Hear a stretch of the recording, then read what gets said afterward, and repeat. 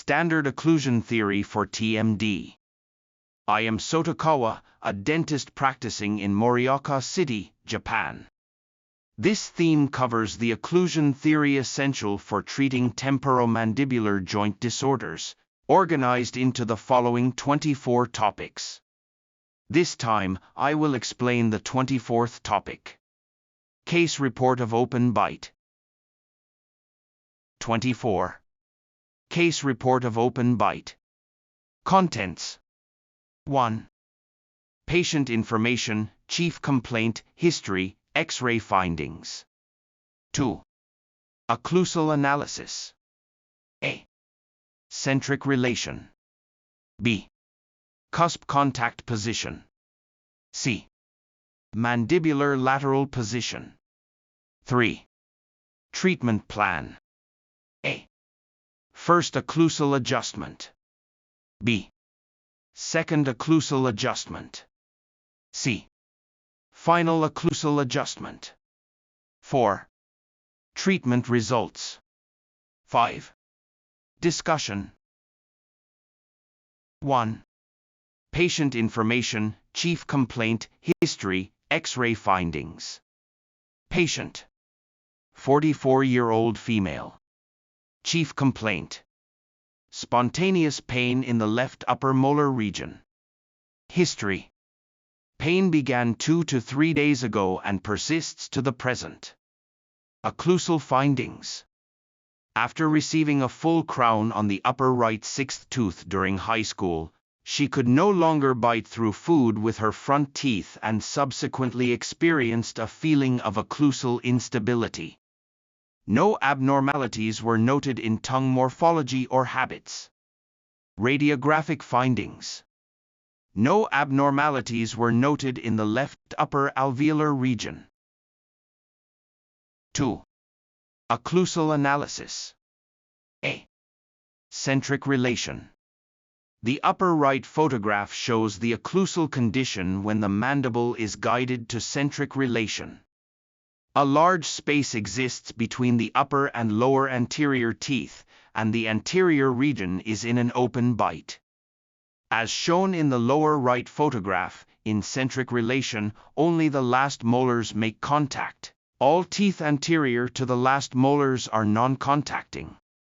The occlusion in centric relation is unstable. B. Intercuspal position. The photograph on the right shows the occlusal state with the model positioned in what appears to be the occlusal contact position. At first glance, the occlusion seems stable. However, the mandible is positioned 3 mm anterior to the centric relation, and the anterior teeth are close but not in contact. The molar region appears to be in overall contact but is in an unstable state. B. Intercuspal position.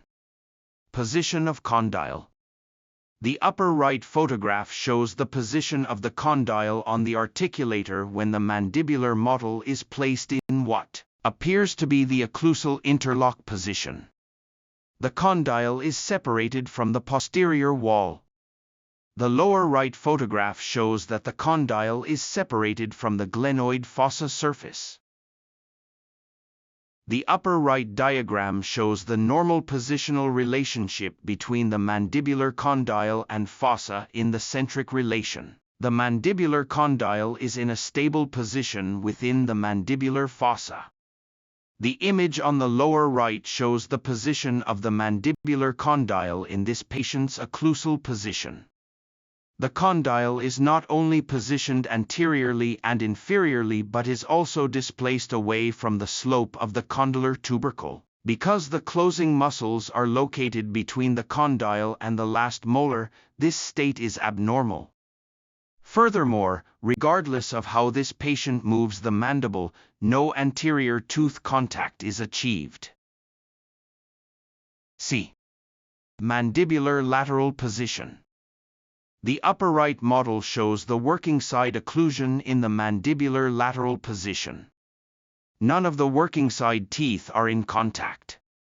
The lower right model shows the working side occlusion in the mandibular lateral position. Only the last molar on the working side is in contact. The lateral positions show similar occlusal conditions on both sides. From the above, it was confirmed that during lateral movement on both sides, occlusal contact on the working side is not achieved due to occlusal interference on the working side. 3. Treatment plan. A. First, occlusal adjustment. Based on Dawson's 5 requirements for occlusal stability, a simulated occlusal adjustment was performed on the models at centric relation. The results revealed that by reducing the slanted areas on the right model occlusal surface, the maxillary and mandibular anterior teeth could be brought into contact, and occlusal stability could be achieved in the molars. The anterior teeth do not contact in centric relation. However, sliding the mandible anteriorly allows the incisal edges of the maxillary and mandibular anterior teeth to contact. Based on the above, this occlusal state was established as the initial step. Dawson's 5 requirements for occlusal stability are as follows. 1. When the mandible is in centric relation, stable occlusal contacts must be present on all teeth to maintain jaw position. 2. Anterior guidance must harmonize with functional movement. 3. During mandibular anterior gliding movement, all molar regions must disengage. 4. During mandibular lateral movement, all molar regions on the balanced side must disengage. 5. During mandibular lateral gliding movement or at the limit of mandibular condylar movement, there must be no cusp-to-cusp interference on all working side molar regions. The upper right photograph shows the occlusal state at centric relation after the initial mock occlusal adjustment. While the anterior space has decreased, contact between the incisal edges of the maxillary and mandibular anterior teeth has not been achieved. Stability of the molar occlusion has been obtained. The areas for reduction were selected based on the following principles. 1. For cusp fossa pairs, reduce the fossa. 2. For functional cusp versus non-functional cusp, reduce the non-functional cusp. 3. For functional cusp versus functional cusp, select the one that does not affect the vertical dimension of occlusion for reduction. 4. For incisal edge versus lingual surface, reduce the lingual surface. 5. For incisal edge versus incisal edge, select the one that does not affect aesthetics for reduction. B. Second occlusal adjustment. The upper right and lower right photos show the model occlusal surfaces after the second mock occlusal adjustment. The shaded area on the upper right photo indicates the selected reduction sites. As shown in the lower right photo, there are no reduction areas on the mandibular model occlusal surface. That is, this time, the treatment plan was set to perform reduction exclusively on the maxillary occlusal surface. The upper right photograph shows the occlusal condition in centric relation after the second mock occlusal adjustment. In centric relation, there is a slight space between the incisal edges of the maxillary and mandibular anterior teeth. The lower right photograph shows the occlusal condition in occlusal contact. The maxillary first premolars on both sides are in contact with the mandibular anterior teeth. Since the maxillary second premolars on both sides are displaced labially, contact with the mandibular anterior teeth was considered impossible. 2. Second occlusal adjustment. Canine guidance in mandibular lateral position. The upper and lower right photographs show the occlusal state of the mandibular lateral position after the second mock occlusal adjustment. The second mock occlusal adjustment demonstrated that it is possible to establish an occlusion allowing for appropriate occlusal contact in the mandibular lateral position from the canines to the last molars. The photo on the right shows the occlusal condition in centric relation after the second occlusal adjustment. A slight space remains between the incisal edges of the upper and lower front teeth, and the front teeth are not in contact. The occlusal contact point is positioned approximately 0.5 mm anterior to centric relation. At the occlusal contact point, contact is achieved between the front teeth, and the molar occlusion is stable. C. Final occlusal adjustment. The shaded area on the occlusal surface in the upper right photo indicates the region to be reduced to achieve anterior tooth contact in centric relation. The shaded area on the occlusal surface in the lower right photo indicates the region to be reduced to establish canine occlusal guidance in mandibular lateral positions. The final occlusal relationship revealed by these simulated occlusal adjustments is, in centric relation, partial anterior tooth contact and full molar contact. In mandibular lateral positions, occlusal guidance centered on the canines is established. C. Final occlusal adjustment. The upper right photograph shows the occlusal condition in centric relation after the final mock bite adjustment. The lower right photograph shows the occlusal condition in the occlusal contact position. The distance between the centric relation and the occlusal contact position is approximately 0.5 mm, which was judged to be within the normal range. In the centric relation, the right upper and lower canines make contact. In the occlusal contact position, the maxillary left and right first premolars and left and right third molars make contact. All molars make contact in both the centric relation and the occlusal contact position, indicating a stable occlusal condition. A. Final occlusal adjustment. Mandibular lateral position. The upper right photograph shows the occlusal condition in the left lateral position. The lower right photograph shows the occlusal condition in the right lateral position. In both lateral positions, occlusal guidance centered on the canines is established, with no occlusal interference observed on the balanced side.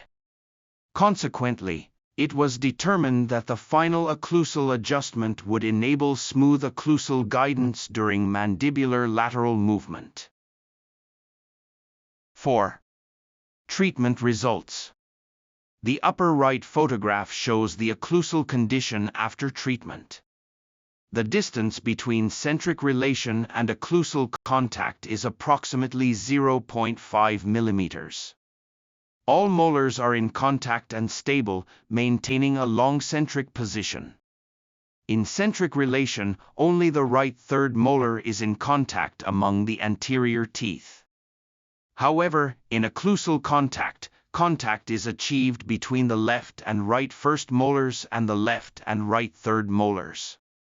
Therefore, this occlusal condition was judged to be the final treatment outcome. 4. Treatment results. Mandibular lateral position. The photos on the right show the occlusal relationship in the left and right lateral positions of the mandible. In both lateral positions, occlusal guidance centered on the canines was achieved, and no occlusal interference was present on the balanced side.